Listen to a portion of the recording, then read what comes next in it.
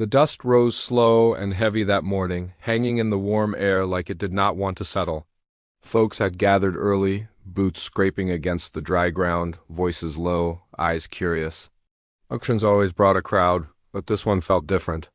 There was a quiet weight in the way people stood, hats pulled a little lower, glances shifting toward the same spot again and again. She stood there beside the fence, hands steady but tight around the rope. The cow beside her was small, gentle-eyed, its coat brushed clean as if it were going somewhere better than this. It was the last thing she had left. Everyone in town knew it, even if no one said it out loud. Life had not been kind to her these past years. The land had dried up, the storms had come too late or too hard, and the man who once stood beside her was now just a memory carried in silence. What remained was a small piece of land, a child who watched everything too closely, and this one cow that had kept them fed longer than anyone expected. The little girl clung to her dress, peeking out at the crowd with wide, uncertain eyes. She did not speak, but her fingers tightened every time someone stepped closer. She understood more than a child should. She knew what it meant to lose something that mattered. Across the yard, men sized up the cow with practiced looks. Some whispered numbers, others shook their heads. To them, it was just another trade, another chance to bargain low and sell high. But for her, this was not business. This was the end of something. Then he stepped forward. He did not rush like the others. His boots moved slow, measured, as if he had all the time in the world. Dust clung to the edges of his coat, and his hat cast a shadow over his face. A cowboy, plain and simple, but there was something in the way he carried himself that made people notice. He looked at the cow first, not her. His eyes moved over it carefully, like he understood more than just its worth in dollars. Then his gaze lifted, meeting hers for a brief moment. It was not a long look, but it was enough to make her grip the rope tighter. The bidding started. Numbers were called out, low at first, testing the ground. She stood still, listening as each offer came and went. None of them felt right. Each one sounded like a piece of her life being priced and passed around. The cowboy stayed quiet. The crowd began to murmur.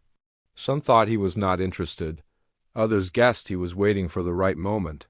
The little girl pressed closer, her eyes now fixed on him, as if she sensed something no one else could. Then, just as the bidding slowed and the auctioneer looked ready to close, his voice cut through the air. It was calm, firm, and higher than the rest. Heads turned. The number he gave was enough to silence the whispers. It was more than anyone expected. More than the cow should have fetched it on any normal day. The auctioneer wasted no time. The hammer came down with a sharp crack that echoed across the yard. It was done. A few people nodded, impressed. Others frowned, wondering why a man would pay that much for so little. But the cowboy did not explain himself. He simply stepped forward, pulling folded bills from his pocket, counting them out without hesitation. She watched him, unsure what to say, unsure what to feel. Relief should have come first, but it did not. Something about the way he acted made her uneasy, like there was more to this than a simple sale. He handed over the money, then reached for the rope. For a moment she did not let go. Their hands brushed, and again their eyes met. This time he did not look away. Then, instead of leading the cow off like anyone expected, he did something that made the entire yard fall silent. He placed the rope gently back into her hands. And before anyone could make sense of it, he spoke again, his voice steady but carrying something deeper beneath it that no one could quite name. That was the moment everything changed, though no one there knew just how much. The yard stayed quiet in a way that did not belong to a place like that. Even the auctioneer seemed to forget his next call. The rope rested back in her hands, rough against her skin, as if it had never left. She stared at him, waiting for some kind of explanation, but he did not rush to give one. "I didn't buy her to take her," he said, his voice low but clear enough for those closest to hear. "I bought her so you wouldn't have to lose her." A murmur spread through the crowd, soft at first, then growing as people leaned toward one another. Some shook their heads, others raised their brows, unsure if they had heard him right. Acts like that did not come easy in a place where every dollar was hard-earned.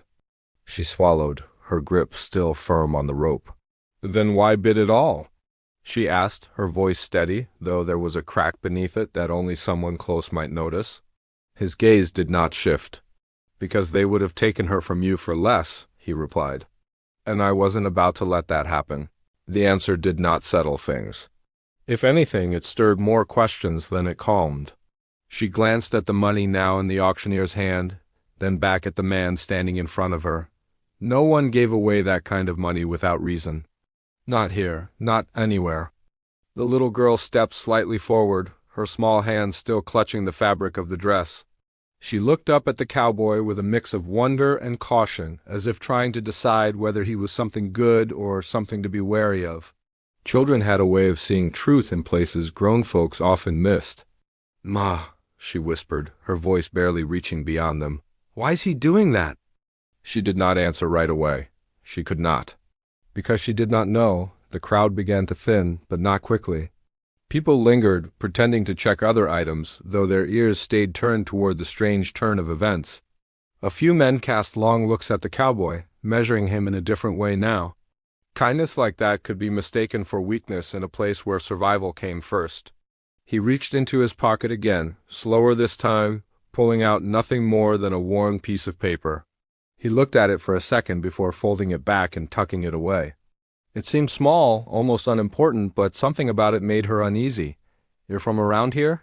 she asked, needing something solid to hold on to in this moment that felt anything but steady. He shook his head once. "Passing through?" That made even less sense. A man just passing through did not spend money he would not get back. A man just passing through did not stop to fix problems that were not his. "Then you should have kept your money," she said, a little sharper now, not out of anger but out of confusion she could not hide.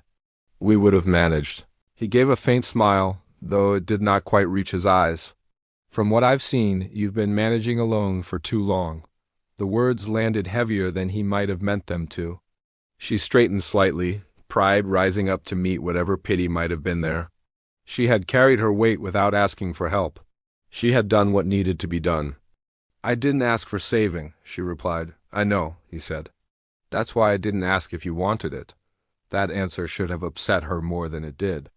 Instead, it left her quiet, unsure how to respond. There was no arrogance in his tone, only a kind of certainty that made it hard to argue against. The little girl looked between them, her eyes moving from one face to the other. "Are you staying?" she asked suddenly, the question simple but carrying more meaning than it seemed. The cowboy hesitated, just for a moment. It was the first time he looked unsure. "I wasn't planning to," he admitted. The wind shifted, carrying the smell of dust and dry grass across the yard. Somewhere in the distance, a door creaked and a horse stamped its hoof. Life moved on around them, but right there, everything felt held in place. She adjusted her hold on the rope, the cow shifting slightly beside her, calm despite it all. "Then why does it feel like you're not telling the whole truth?" she asked, her voice quieter now, but more direct than before. He met her eyes again, and this time there was something different in his expression. Something heavier. Because the truth was, he had not come there by accident. And whatever had brought him to that dusty yard was not finished yet. He did not answer her question right away, and that silence said more than any words could. It stretched between them, heavy and uneasy, like the air before a storm. Around them, the last of the crowd began to drift off, though a few still lingered near the fence, watching with quiet interest. "I came looking for something," he finally said, his voice lower now, meant only for her. "Didn't expect to find it here." She frowned slightly, the lines of worry deepening on her face. "And what is that supposed to mean?" He glanced past her, toward the open land beyond the yard. Fields that had once been green now carried the dull color of dry seasons and hard years. A place that had seen better days, just like the people trying to hold on to it. "Means this town's not as quiet as it looks," he replied. That did not sit well with her. Nothing about this morning had gone the way she expected, and now this stranger was speaking in half-answers like he knew more than he should. She shifted her stance, placing herself just slightly in front of the child without thinking. "We don't have trouble here," she said, though her voice lacked the certainty she wanted it to carry. A faint look passed over his face, something between doubt and understanding. "Trouble doesn't always show itself right away," he said. Sometimes it waits until folks are too worn down to fight back. The words struck closer than she wanted to admit. The past few years had taken more than crops and cattle. They had taken strength, hope, and the will to keep pushing without question. She had felt that weight every single day. Before she could respond, a man stepped closer from the edge of the yard. He was older, broad-shouldered, with a face that carried more authority than kindness. He had been watching for a while now. "That was quite a show," the man said, his tone flat but edged with something sharper beneath. His eyes moved from the cowboy to the rope still in her hand. "Didn't know we were handing out charity today." The cowboy turned slightly, his posture calm but alert. "Wasn't charity," he said. "Just making sure a fair deal stayed fair?" The man gave a dry chuckle, though there was no humor in it. "Fair's got a different meaning depending on who's speaking." She recognized that tone. It was the kind that came from someone used to getting their way, especially when others had no choice but to give in. Her grip on the rope tightened again. "We had an agreement," she said, facing the older man now. "The cow was to be sold at auction." "That's what happened." He looked at her, then back at the cowboy. "And yet here she stands with it still in her hands. Doesn't look like a sale to me." A few more people slowed their steps, drawn back by the rising tension. The little girl pressed closer again, her small fingers curling into the fabric at her side. The cowboy took a step forward, placing himself just enough between them to shift the balance. "Money was paid," he said. "That's all that matters." "Maybe to you," the man replied. "But around here, we keep things simple. Ownership changes when the deal is done." "No take-backs? That your rule?" the cowboy asked. "It's how things stay in order." There it was. Not law, not fairness, control. She felt it settle in her chest, that familiar sense of being cornered by something bigger than herself. The auction had been her last choice, not her first. And now even that seemed like it might be slipping into something else. "You already got your share," she said, her voice firmer now. "There's nothing more to take." The man's eyes narrowed slightly. "That depends." On what, he did not say. He did not need to. The cowboy's expression hardened just enough to be noticed. "Sounds like you're asking for trouble." The man held his gaze. "No, I'm saying it's already here." The wind picked up again, brushing dust across the ground between them. It felt like the whole yard was holding its breath, waiting to see which way this would turn. She looked from one man to the other, the weight of the moment pressing down on her. This was no longer about a cow. It was about something deeper, something tied to the land, to the people, to whatever quiet struggle had been building long before today. And now, somehow, she was standing right in the middle of it. The air felt tighter with every passing second, like the ground itself knew something was about to break. No one moved.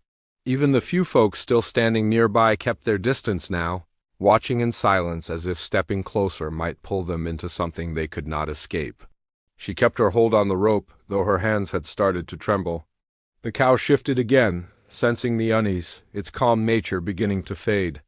The little girl leaned into her side, eyes wide, not fully understanding what was happening, but feeling the weight of it all the same. "What do you want?" she asked, her voice steady despite the fear rising in her chest. The older man did not answer right away. He looked past her again, out toward the land, as if everything out there belonged to him in ways no paper could prove but everyone still believed. When he spoke, his tone was quieter, but it carried more than before. "This land's been changing hands," he said. "Slowly, piece by piece. Folks fall behind, they sell what they can and what they can't. Well, that gets settled another way." A cold feeling ran through her. She had heard whispers of it late at night when neighbors spoke in low voices. Families leaving without much warning.